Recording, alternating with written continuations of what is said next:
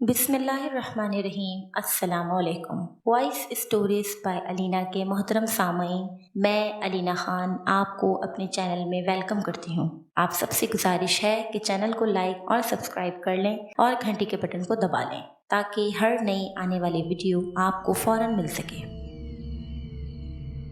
कोई औरत हिजाब से मिलने आई। सबाहत और उस औरत की आवाज़ हिजाब के कानों से टकराई। औरत कह रही थी, बहुत अच्छा रिश्ता लेकर आई हूँ हिजाब बेटी के लिए। लड़का बैंक में मुलाजिम है, माँ का अकलौता बेटा है, अपना घर गाड़ी खुदा का दिया हुआ सब कुछ है। रिश्ता तो वाकई अच्छा है, तुम ऐसा करो कि उन लोगों को परसों ले आओ। सबाहत ने कहा, मैं तो कहती हूँ कि कल ही से ले आती हूँ। औरत झट से बोली, कल मुझे कुछ काम है। सबाहत ने समझाया। औरत अपनी चादर दुरुस्त करते हुए उठ बैठी। अब मुझे इजाजत दो, मैं तो तुम्हारे लिए चाय बनवाने लगी थी। सबाहत ने उसे रोकना चाहा लेकिन वो जल्दी में थी। इस्त्री करने के बाद हिजाब सबाहत के पास बैठ गई। उसका चेहरा यकलख उतर गया। सबाहत ने उसका लटका हुआ मुंह देखा तो पूछने लगी, ये चेहरे पर 12 क्यों बज रहे हैं? हिजाब ने शिकवा भरी नजरों से माँ की तरफ देखा। अम्मा, मैंने कहा था ना कि अभी मैंने शादी नहीं करनी। अच्छा, तुमने मेरी और फाखरा की बातें सुन ली हैं। मैंने खुद तुमसे इस मौजू पर बात करनी है। मैं तुम्हारी शादी ना करने की वजह जानती हूँ, लेकिन मैं ऐसा हरगिज नहीं होने दूंगी। पहले भी कई रिश्ते तुम अपनी जिद की वजह से ठुकरा चुकी हो, लेकिन अब ऐसा नहीं होगा। सबाहत ने हुक्म सुनाने के अंदाज में कहा, मैं तो सिर्फ ये चाहती हूँ कि सानिया और तहरीम की तालीम मुकम्मल हो जाए, उसके बाद आप सोचें। हिजाब ने माँ से इल्तिजा की, लेकिन सबाहत ने उसकी आंखों में आंखें डाली। मैं तुम्हारी रग रग से वाकिफ हूँ, तुमने अपने बारे में कभी नहीं सोचा। सानिया और तहरीम की तालीम मुकम्मल होने के बाद तुम्हें उनकी शादियों की फिक्र हो जाएगी। यही उम्र है शादी की। अगर तुम्हारी उम्र ढल गई तो बहुत मुश्किल हो जाएगी।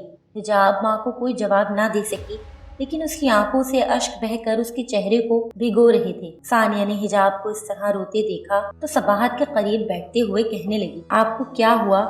हिजाब आंसू पोंछते हुए कमरे में चली गई। रात को सानिया ने खाना लगाया। अजहाद ने लिविंग रूम का दरवाजा खटखटाया। आंटी, मैं दुकान पर जा रहा हूँ। जाते जाते सानिया की आवाज उसके कानों से टकराई। अम्मा, मैंने आप ही को खाने के लिए बुलाया, लेकिन वो कहती है उन्हें भूख नहीं है। जब ज्यादा भूख लगेगी तो खुद ही खा लेगी। सबाहत ने सालन का बर्तन तहरीम के नजदीक रखते हुए कहा। अजहाद गेट के नजदीक गया तो हिजाब झूले पर बैठी किसी सोच में गुम थी। अजहाद को ख्याल आया कि हिजाब से पूछे कि क्या मामला है, मगर उसे ख्याल आया कि मुनीर दुकान बंद कर देगा, इसलिए वो तेजी से निकल गया। दुकान से वापस आया तो हिजाब अपने कमरे में जा चुकी थी। अजहाद बिस्तर पर लेट गया, लेकिन सानिया की बात बार बार उसके दिल में खटकती रही और उसने हिजाब को भी परेशान देखा था। रात का 1 बज रहा था। हिजाब भी बेचैन थी। अपनी बेख्वाबी से तंग आकर वो बाहर लॉन में चली गई। वो झूले की जंजीर पर सर रख के बैठ गई और खुद से बातें करने लगी कि अम्मा क्यों नहीं समझती, मुझे अब्बा जी के ख्वाब पूरे करने हैं। उनका ख्वाब था कि सानी और तहरीम तालीम मुकम्मल करके अपने पैरों पर खड़ी हो जाए। अगर मैंने शादी कर ली तो कौन जिम्मेदारी उठाएगा? अम्मा बिल्कुल अकेली हो जाएंगी। दुकान की आमदन ज्यादा नहीं है कि इसमें घर के अखराजात के साथ साथ छोटी बहनों की तालीम भी पूरी हो सके। अजहाद को भी नींद नहीं आ रही थी, वो भी बाहर लॉन में आ गया।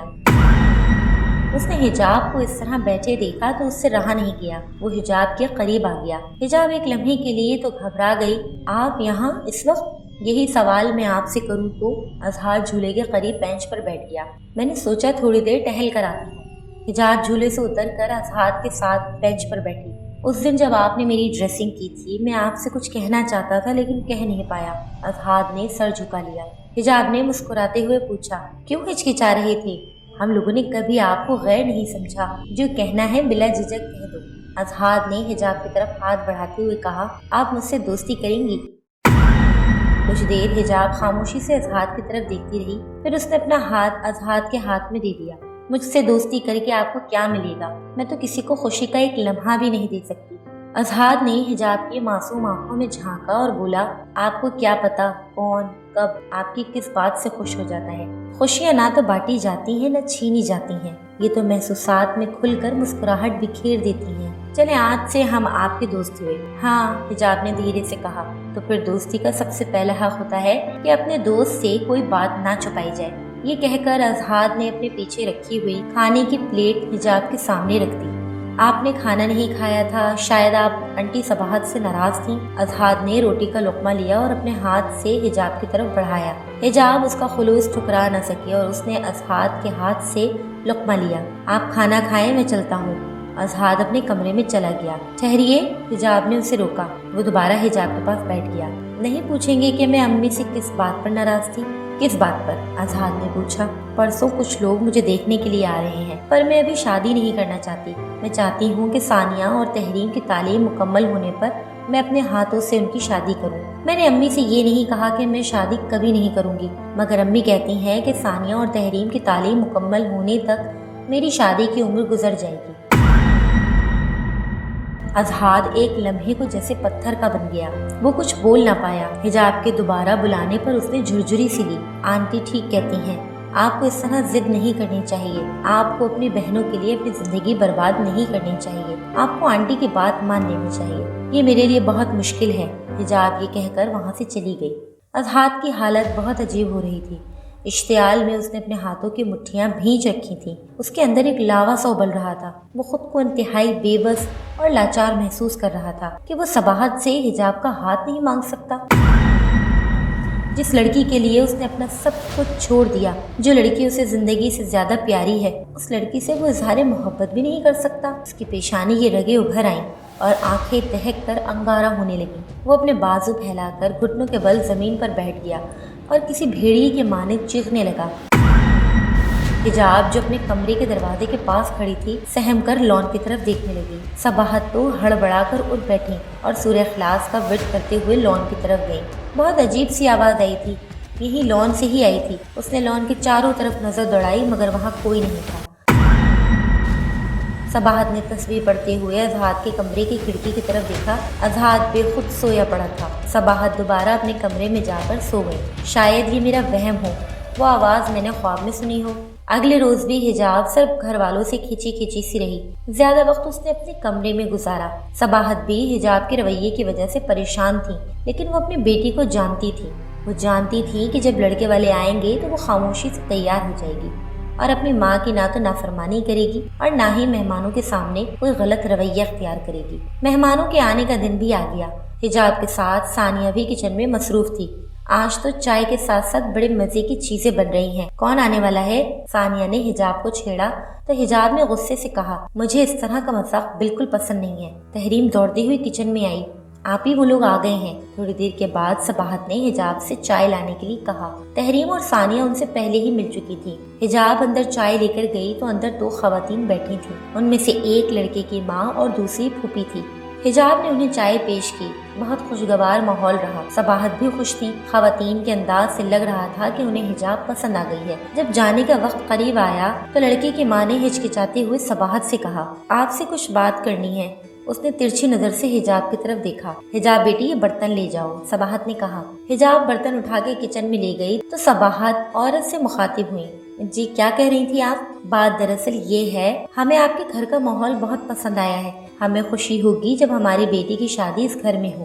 صباحت کی بانچیں کھل گئی۔ وہ منہ میٹھا کرانے کے لیے مٹھائی منگوانے لگی تو لڑکی کی پھوپھی نے کہا، لیکن اس کے خاموش ہوتے ہی صباحت نے کہا، لیکن کیا؟ آپ کیا کہنا چاہتی ہیں؟ ہم یہ کہنا چاہتے ہیں کہ ہمارے بیٹے کی عمر کے حساب سے ثانیہ ٹھیک رہے گی۔ لڑکی کی ماں ختیجہ کی بات سن کر صباحت جیسے سن ہو گئی۔ دونوں خواتین نے اٹھتے ہوئے کہا، آپ بیٹیوں سے مشورہ کر لیں اور پھر بتا دیجیے گا۔ ہمیں مایوس مت کیجیے گا، ہمیں آپ کے فون کا انتظار رہے گا۔ ان کے جانے کے بعد صباحت کی ساری خوشی ہوا ہو گئی۔ ثانیہ اور تحریم صباحت کے پیچھے پڑ گئی۔ اماں کیا بات کی لڑکے والوں نے؟ انہیں آپ ہی پسند تو آ گئی ہے نا؟ صباحت برتن اٹھاتے ہوئے چڑھ کر بولی، جب تینوں بہنیں جوان ہوں تو لوگ رشتہ مانگتے ہوئے چھوٹی بڑی نہیں دیکھتے۔ کیا مطلب؟ ثانیہ اور تحریم ایک دوسرے کی طرف پھٹی پھٹی آنکھوں سے دیکھنے لگی۔ تم دونوں بہنیں یہ برتن سمیٹو، صباحت یہ کہہ کر کچن سے باہر جا کر حجاب کو ڈھونڈنے لگی۔ اس کا دل غم کے بوجھ سے چور چور تھا۔ دعا مانگنے لگی تو اس کی آنکھیں بھیگ گئیں۔ اے میرے رب، تیرے سوا میرا کوئی پرسان حال نہیں، مجھے سیدھی راہ دکھا اور درست فیصلہ کرنے کی قوت دے، مجھے سرخرو کر دے۔ صباحت نے حجاب سے رشتے کے موضوع پر کوئی بات نہیں کی جب تک اس کے ذہن نے کوئی حتمی فیصلہ نہیں کیا۔ اس نے بیٹیوں سے بات کرنا مناسب نہیں سمجھا۔ رات ہوئی تو حجاب صباحت کے قریب آ کر بیٹھی تو صباحت نے حجاب کی طرف دیکھا جو کسی پری کی مانند خوبصورت دکھائی دے رہی تھی۔ میری بیٹی تو شہزادی ہے، پتہ نہیں لوگوں کی آنکھوں کو کیا ہو گیا ہے۔ اس وقت سے ڈرتی تھی میں۔ لڑکی کی عمر کے آگے اس کی خوبصورتی کی اہمیت نہیں رہتی۔ آپ کیا کہنا چاہتی ہیں؟ حجاب نے ماں کے ہاتھ پر دھیرے سے ہاتھ رکھا۔ صباحت نے حجاب کی طرف دیکھا۔ جو لوگ رشتے کے لیے آئے تھے وہ کہہ رہے تھے کہ تمہاری عمر ان کے بیٹے کی عمر سے زیادہ ہے۔ وہ اپنے بیٹے کے لیے ثانیہ کا ہاتھ مانگ رہے تھے۔ حجاب نے سر جھکاتے ہوئے پوچھا، تو آپ نے کیا کہا؟ میں نے فی الحال ان سے کچھ نہیں کہا، البتہ سوچنے کے لیے وقت مانگا ہے۔ صباحت نے حجاب سے جیسے آنکھیں چرا لی۔ اماں ٹھیک ہے، انہیں اپنے بیٹے کے لیے ثانیہ پسند آئی، مجھے یہ بات بری نہیں لگی، لیکن جب تک ثانیہ کی تعلیم مکمل نہیں ہو جاتی ہم اس کی شادی کے بارے میں کیسے سوچ سکتے ہیں؟ حجاب نے کہا۔ صباحت کسی ٹوٹے برتن کی طرح کھن گئی۔ میں جن حالات سے دو چار ہوں اس میں اگر ثانیہ کا اچھا رشتہ آتا ہے تو میں قطعاً نہیں سوچوں گی کہ اس کی تعلیم مکمل ہوئی ہے یا نہیں۔ میں ثانیہ کے لیے رشتہ قبول کر رہی ہوں اور یہ رشتہ بہت اچھا ہے۔ تم نے ہمیشہ اپنی ضد کی وجہ سے اچھے رشتے ٹھکرائے، ورنہ پہلے بڑی بہن کی شادی ہونی چاہیے۔ میں چاہتی ہوں کہ تم فیصلہ کرنے میں میری مدد کرو۔ حجاب جو سر جھکائے اداس بیٹھی تھی شکستہ اداس لہجے میں بولی، اماں اگر آپ نے فیصلہ حالات کے رحم و کرم پر چھوڑ دیا ہے تو پھر ہمیں خواب دیکھنے کا کوئی حق نہیں ہے۔ جو آپ بہتر سمجھیں فیصلہ کر لیں۔ حجاب نہ جانے من میں کتنی باتیں چھپائے وہاں سے اٹھ گئی۔ ثانیہ اور تحریم کے لیے یہ خبر کسی بم پھٹنے سے کم نہ تھی۔ حجاب نے انہیں یہ باتیں امی کی فیصلہ سنانے سے پہلے اس لیے بتائیں کہ ثانیہ کا ذہن بن جائے۔ اگلے روز دوپہر کے کھانے کے بعد صباحت نے ثانیہ سے بات کی۔ اس نے ثانیہ کے آگے اپنے دکھوں کا تار تار دامن پھیلا دیا۔ ماں کی مجبوریت سمجھتے ہوئے ثانیہ نے رشتے کے لیے ہاں کر دی۔ صباحت نے آگے بڑھ کر ثانیہ کو اپنے سینے سے لگا لیا۔ سدا خوش رہو۔ دوپہر کے 3:30 بج رہے تھے۔ ثانیہ اور تحریم حسب معمول سو گئی۔ حجاب قالین پر بیٹھی دیوار سے پشت لگائے کسی گہری سوچ میں گم تھی۔ دل پر غم کے بادل چھائے تھے، آنکھیں بار بار بھیگ جاتی تھیں۔ اس کے اندر ایک جنگ جاری تھی۔ اس کا دل چاہ رہا تھا کہ اس کی کوئی قریبی دوست ہو جس سے وہ اپنا دکھ بانٹے۔ شاید اس کی کوئی ایسی دوست بھی نہ تھی۔ وہ اپنے کمرے سے نکلی تو اس کے قدم اسے اضحاک کے کمرے تک لے گئے۔ اس نے اضحاک کے کمرے کے دروازے پر دستک بھی نہ دی۔ وہ کھوئی کھوئی سے دروازے کے باہر ہی کھڑی رہی۔ اضحاک کو جیسے اس کے آنے کی خبر ہو گئی۔ وہ کمرے سے باہر آ گیا۔ آپ؟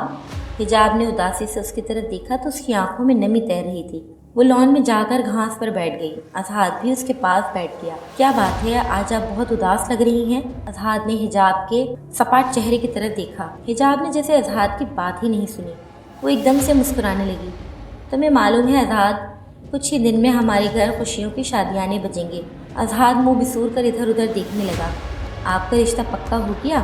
میرا نہیں، ثانیہ کا رشتہ پکا ہو گیا۔ حجاب نے اضحاک کو چونکا دیا۔ ثانیہ؟ وہ تو آپ سے چھوٹی ہے اور پڑھ رہی ہے۔ حجاب نے اضحاک کی آنکھوں میں دیکھا تو اس کی آنکھوں میں ایک عجیب سی اپنائیت تھی۔ وہ بولنا شروع ہوئی تو محسوسات کے کسی سمندر میں جیسے غرق ہو گئی ہو۔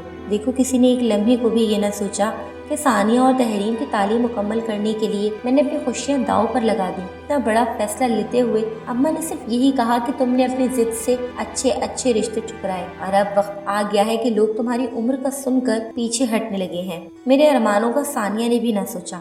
حجاب کی آنکھوں سے آنسو چھلک کر اس کے رخسار بھگو گئے۔ اضحاک نے حجاب کے چہرے کو خفیف سے چھوا۔ تم انسانوں کا یہی پرابلم ہے۔ کیوں؟ کیا تم انسان نہیں ہو؟ اوہ سوری، میرا مطلب ہے کہ ہم انسانوں کا یہی پرابلم ہے کہ ہم صرف اپنے ارمانوں کے بارے میں سوچتے ہیں۔ اگر تم خود کو اماں کی جگہ یا ثانیہ کی جگہ رکھ کر سوچو تو تمہیں معلوم ہو جائے گا کہ وہ دونوں اپنی جگہ ٹھیک ہیں اور میں۔ حجاب نے اضحاک کی طرف اپنائیت سے دیکھ کر اضحاک کا ہاتھ تھام لیا۔ اضحاک نے اپنے ہاتھوں سے حجاب کے آنسو پونچھے۔ آپ اچھی ہیں، اپنی جگہ ٹھیک بھی ہیں، لیکن حقیقت تو یہی ہے کہ والدین کے سوا دنیا کا ہر رشتہ کھوکھلا ہے۔ اگر کوئی آپ کی طرح مخلص ہو جائے تو اسے غم اور ٹھوکروں کے سوا کچھ نہیں ملتا۔ حجاب نے اضحاک کی طرف دیکھا۔ مجھے بھلے ٹھوکریں ملیں، لیکن میں اماں اور بہنوں کے لیے جو ہو سکا کروں گی۔ آج مجھے اپنے دوست سے کچھ اور بھی چاہیے۔ مجھ سے؟ ہاں، تم سے۔ آپ مانگے تو صحیح، اضحاک نے کہا۔ مجھے ہر مشکل میں تمہارا ساتھ چاہیے، دو گے نا؟ اضحاک نے مسکراتے ہوئے معنی خیز لہجے میں کہا۔ زندگی کے ہر موڑ پر تمہیں جب بھی میری ضرورت ہوگی میں پہنچ جاؤں گا۔ کسی بھی مشکل میں تمہیں کبھی اکیلا نہیں چھوڑوں گا۔ اصحاد کا لہجہ اس قدر گہرا تھا کہ حجاب اس کی باتوں میں کھو گئی۔ اصحاد نے اسے دلاسا دیا اور کہا، رات بہت ہو گئی ہے، اب تمہیں اپنے کمرے میں جا کر سو جانا چاہیے۔